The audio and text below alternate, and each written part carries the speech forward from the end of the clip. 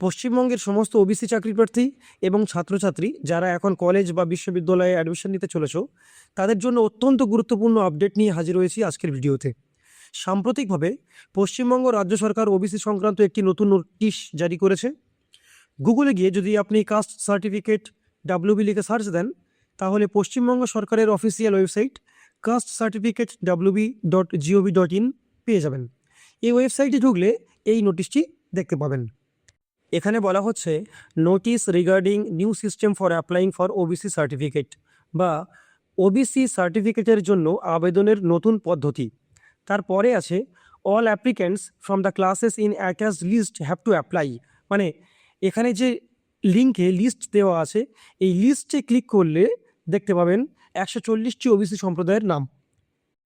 আপনার সম্প্রদায়ের নাম যদি এই লিস্টে থেকে থাকে, তাহলে ওবিসির জন্য আপনাকে অনলাইনে অ্যাপ্লাই করতে হবে। অনেকের প্রশ্ন আছে যে যাদের অলরেডি ওবিসি সার্টিফিকেট আছে তাদেরও কি অ্যাপ্লাই করতে হবে? এই পিডিএফে দেওয়া 140টি সম্প্রদায়ের সবাইকেই অনলাইনে অ্যাপ্লাই করতে হবে। সার্টিফিকেটের অ্যাপ্লিকেশন প্রক্রিয়া এখন দুটি ভাগে ভাগ করা হয়েছে। প্রথমত সার্টিফিকেট রিইস্যুয়েন্স বা পুনঃপ্রদান।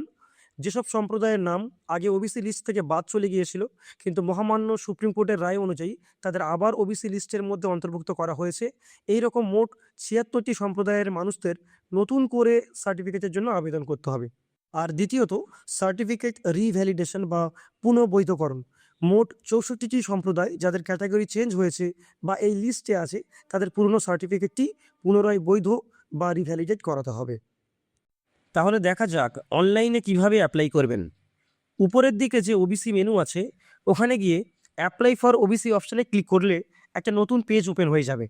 এখানে আপনার ডিটেলস ফিল করতে হবে।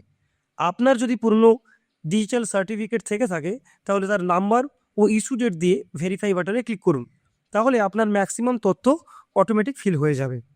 আর কিছু ডিটেলস আপনাকে ম্যানুয়ালি ফিল করতে হবে, যেমন জিপি বা ওয়ার্ডের নাম, মোবাইল নম্বর, ইমেল আইডি, আধার, ভোটার, রেশন কার্ড যে কোনো একটির নাম্বার, ভিলেজ বা টাউনের নাম, রিলিজিয়ান, জেন্ডার, ভিডিও থেকে পাওয়া ইনকাম সার্টিফিকেট এবং অ্যাপ্লিক্যান্টের ফটো এখানে আপলোড করতে হবে। বাবা এবং মায়ের সার্ভিস ডিটেলসও ফিল করতে হবে। সব তথ্য সঠিকভাবে পূরণ করে সাবমিট বাটনে ক্লিক করলেই আবেদন সম্পন্ন হবে। এরপরই আপনি অ্যাপ্লিকেশন ফর্মটি ডাউনলোড করে নিতে পারবেন। চলুন এবার দেখে নিই কোন কোন ডকুমেন্ট বিডিও অফিস বা পৌরসভাতে জমা দিতে হবে। প্রথমত অনলাইন আবেদন ফর্মের প্রিন্ট আউট কপি। দ্বিতীয়ত পুরনো অরিজিনাল ওবিসি সার্টিফিকেট বা ওবিসি সার্টিফিকেটের কপি। তৃতীয়ত বিডিওর কাছ থেকে পাওয়া ইনকাম সার্টিফিকেট অথবা লাস্ট 3 বছরের ইনকাম ট্যাক্স রিটার্নের কপি। চতুর্থত আবেদনকারীর ভোটার বা আধার বা পাসপোর্টের কপি। বিডিও বা এসডিও অফিস এক্সট্রা আরও কিছু ডকুমেন্ট চাইছে, যেমন পাসপোর্ট সাইজের কালার ছবি, বাবার ভোটার আইডি বা আধার কার্ডের কপি। যদি বাবা প্রয়াত হন তাহলে তার ডেথ সার্টিফিকেট, বিডিও অফিস থেকে প্রাপ্ত স্থায়ী বাসিন্দার সার্টিফিকেট, এমনকি 1993 সালের আগের পুরনো জমির দলিলও চাইছে কোনো কোনো জায়গায়। সব বিডিও বা এসডিও অফিসের চাহিদা একরকম নাও হতে পারে, তাই অ্যাপ্লিকেশনের হার্ড কপি জমা দেওয়ার আগে নিজের এলাকায় বিডিও বা এসডিও অফিসে সরাসরি যোগাযোগ করে নিশ্চিত হয়ে নিন কী কী অতিরিক্ত ডকুমেন্ট জমা দিতে হবে।